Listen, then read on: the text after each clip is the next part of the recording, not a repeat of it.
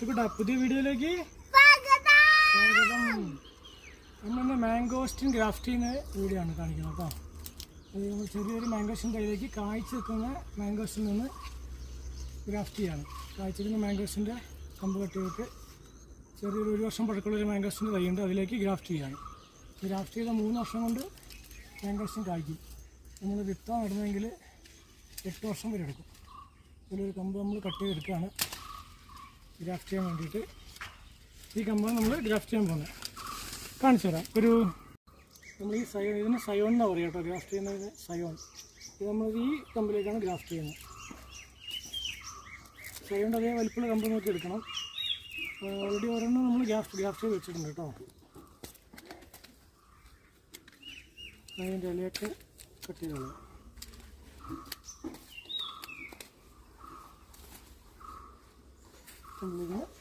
നമ്മൾ കട്ട് ചെയ്തിട്ട് നമ്മൾ ഈ ഷേപ്പ് കട്ട് ചെയ്ത് കൊടുക്കാം.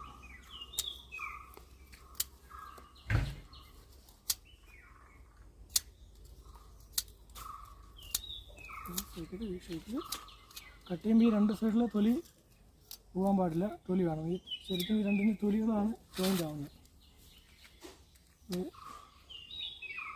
കട്ട് ചെയ്ത് കൊടുക്കാം. നോക്കട്ടാ, ഗ്രാഫ്റ്റ് നോക്കി പഠിച്ചോ കേട്ടോ. വലുതാവുമ്പോൾ നിനക്കും ഗ്രാഫ്റ്റ് ചെയ്യണ്ടേ. നമ്മളതിൽ ചേഞ്ച് ചെയ്യും. ഗ്രാഫ്റ്റിൻ്റെ ഒക്കെ എടുത്തിട്ട് ചുറ്റി കൊടുക്കണം അല്ലേ കേട്ടോ. ഇങ്ങനെ ചെയ്ത് നമുക്കൊരു 3 വർഷം ആകുമ്പോൾ തന്നെ മാംഗോസ്റ്റിൻ കായ്ക്കും. ഈ ഓൾറെഡി ഒന്ന് ചെയ്തിട്ടുണ്ട്. അപ്പോൾ ഇതേപോലെ ഈ 1, 2, 3, 4, 5 ബ്രാഞ്ചും കൂടി ഉണ്ട്. അപ്പോൾ ഇതിലേക്കും കൂടി ഇതേപോലെ ഞങ്ങൾ ഗ്രാഫ്റ്റ് ചെയ്യും.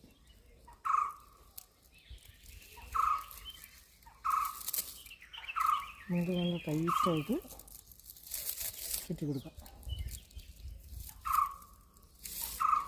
മഴക്കാലമാണ്, അപ്പം വെള്ളം ഇറങ്ങാൻ പാടില്ല.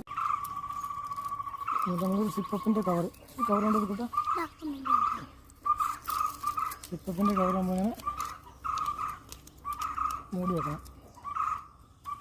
ഫാൻസി കടയിലൊക്കെ വാങ്ങാൻ കിട്ടും കേട്ടോ. അല്ലെങ്കിൽ ഓൺലൈനിൽ വാങ്ങിച്ചാൽ വാങ്ങാൻ കിട്ടും. സിപ്പപ്പിൻ്റെ കവറ് മൂടി കൊടുക്കുക. എന്നിട്ട് ജസ്റ്റ് ഒന്ന് അവിടെ കെട്ടി കൊടുക്കാം